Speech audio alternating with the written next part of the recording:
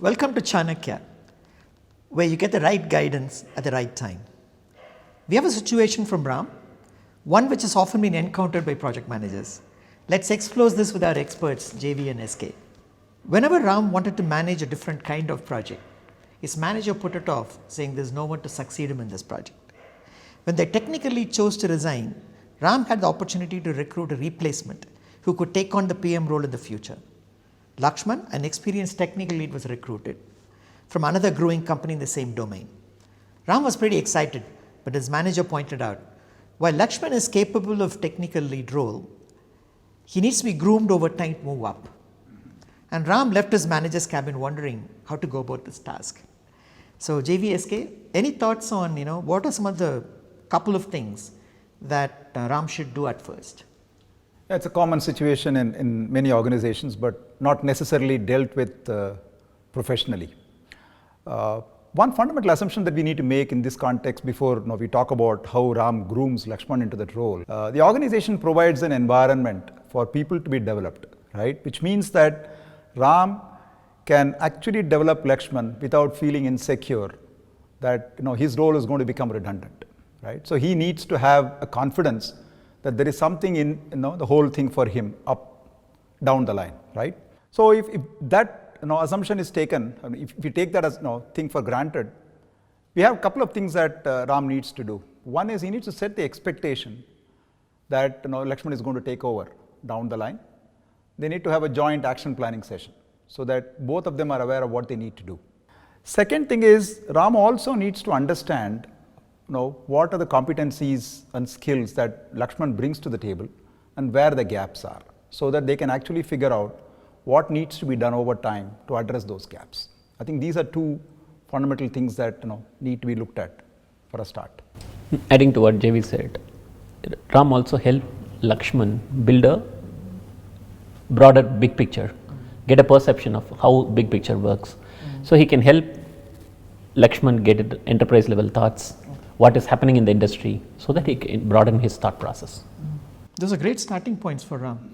So the organization culture has got to be right and set his expectations and also give him perspective, right? Those are good starting points.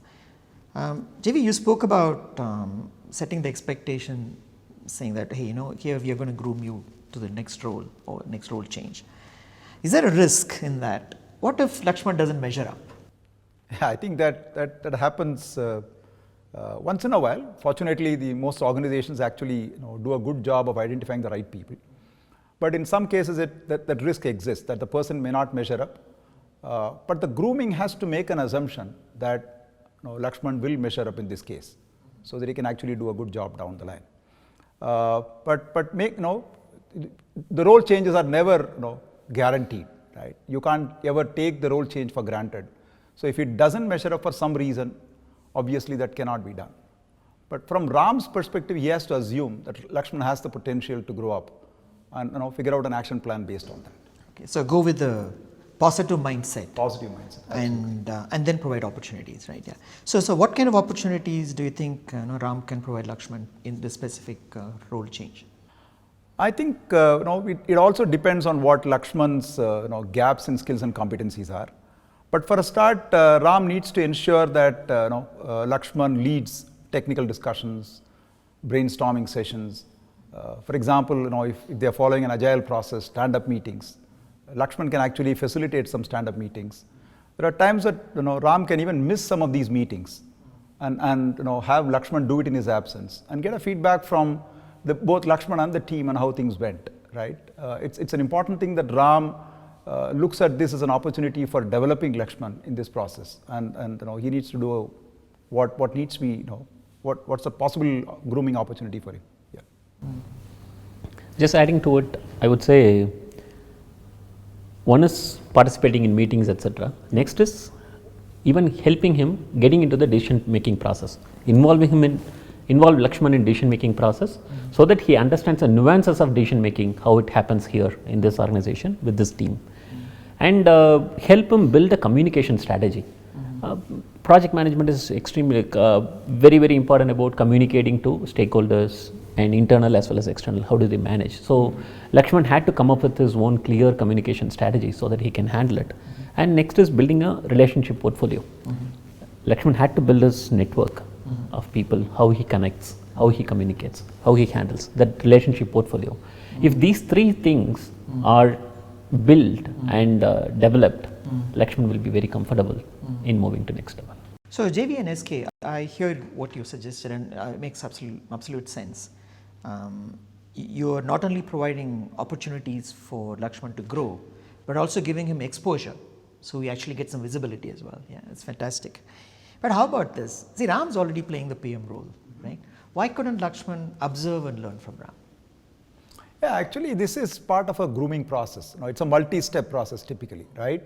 When you say grooming somebody to take over your role, the first thing that the person does is to observe you, the way that you execute it, right? Then that Ram could give an opportunity for Lakshman to act in selected situations, right? Not all of them, but a few meetings.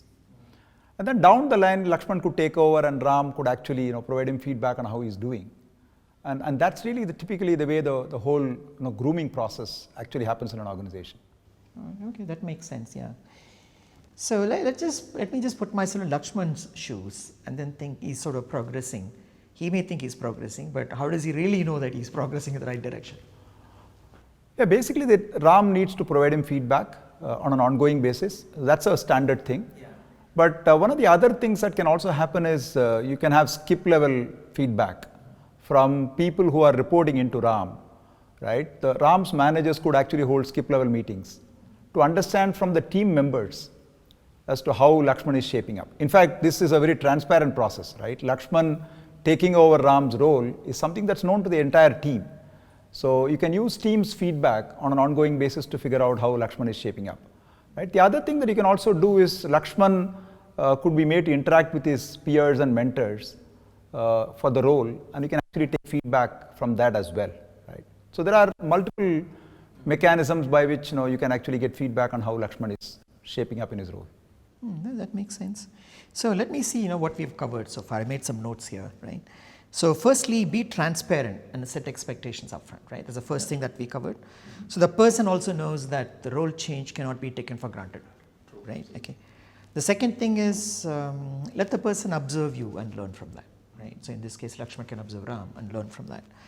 And thirdly is provide opportunities and exposure, right? For him to develop himself and get visibility at the same time. And finally, gather and provide feedback, not just provide your feedback, gather and provide feedback to the new person so the person can improve. Is that a fair summary, SK and G? That's fantastic. Absolutely. That's right. Absolutely. Good. So thank you both for sharing your thoughts.